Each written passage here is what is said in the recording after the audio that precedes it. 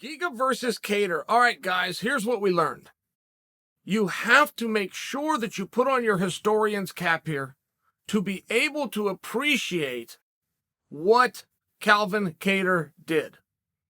Never in history could you offer me one single example of anybody who took the kind of beating that Kattar took in his last fight, came back against a top-ranked guy, and performed that well.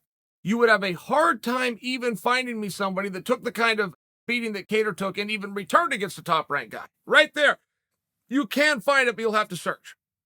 Now he performed against a top-ranked guy and won. You're going to have a very, very hard time finding me one example where that happened, but this was the trifecta.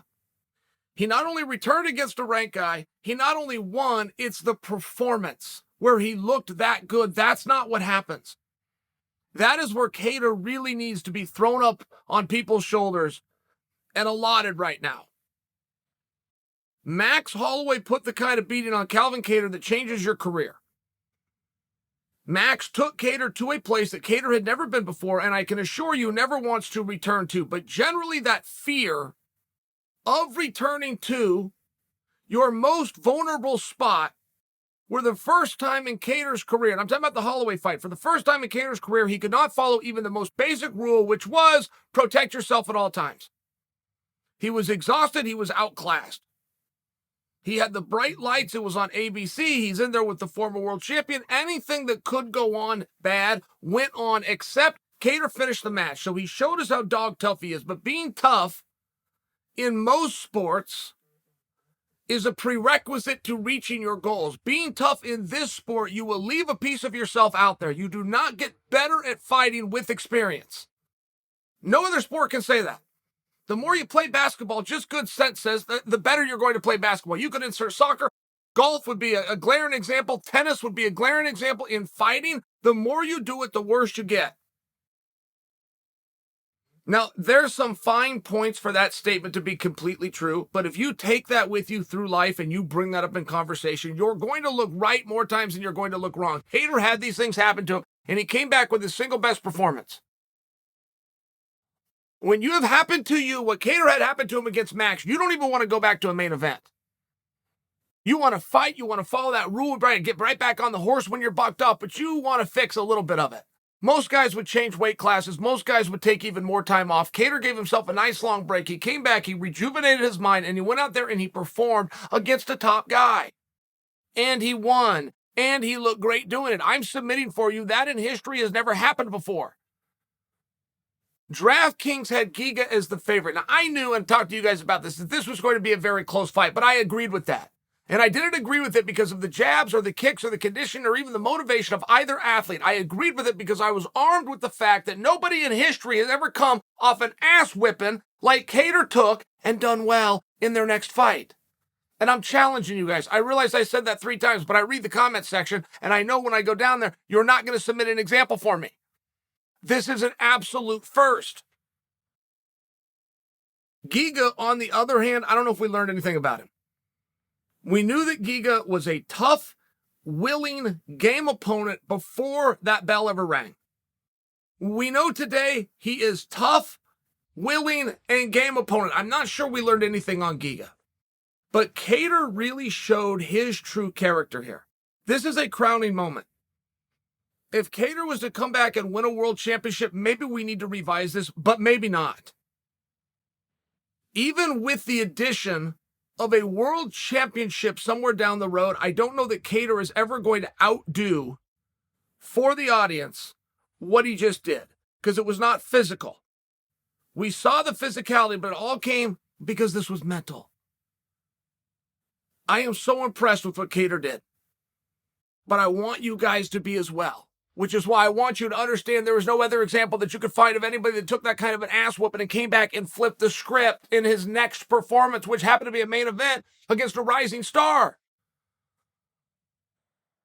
It was just one short week ago that Giga was in the conversation to get a win here and go right into a world title fight against Volkanovski, and many of you supported that premise. Giga's the same guy. Giga looked great. Giga's tougher than hell. Eventually, time runs out. You turn to the judges. That's the way the game is played. But Kattar showed this speed. So another takeaway, and I know that you guys agree with me. I know we're all very impressed with Giga, even with the silver medal. I know we're all very impressed with Kattar, even with the gold medal. But maybe you should be even more impressed with Kattar, because there's another story here, which is there is a gap at 145 pounds. Calvin Kattar just went out and did as one of the best performances I've seen in the last 4 years. Any weight class, anybody that was amongst the small handful that would go into a category of single best performances, okay? And Giga was his partner, so he gets credit too, but there's still a gap. Max and Volkanovski, what do? What do you do? I know what we tried to do to solve this problem, which was going to have them fight an unprecedented third time when the first two went the same way. But now we see why that was the right call to make. There is a gap. Those boys have got to go figure it out. And you also just can't let a Max Holloway float around a division, because they're 1 and 2, which is Max and the champ Volkanovski, have separated themselves from the pack, right? 145 pounds is what we're talking about here, guys. You probably agreed with everything that I said, but even if you did it with one of the points, can we agree at least that the overall point and the genesis of this entire narrative is to praise 145 pounds? And when's the last time we've ever done that? When's the last time, as a group and a community, we sat down and argued about the greatest matches, marquee matches, a main event fight, who should be going in for the title and where? How goddamn good is the champ and number 2 at 145 pounds? Never. I don't know the pound for pound list. I don't know it. But I do know Kamaru Usman sits at number 1 for the pound for pound. I know he's number 1, because I remember when I saw that, I remember with a good feeling in my heart because they got that one right. I don't know who's number 2. But something tells me it should be Volkanovski. And I did not realize that until Kattar and Giga. Because if you watch Kattar and Giga, you juxtapose that with Holloway versus Kattar, you start to realize how goddamn great, not just good, how great this division is, and Volkanovski sits at the top of it. Volkanovski, I thought, lost to Max not once but twice. And guys, regardless of the points, the premise is the same, which is 145 pounds has never been more on display. It has never been in better hands. It has never been more healthy, and it has never been more featured than it is right now.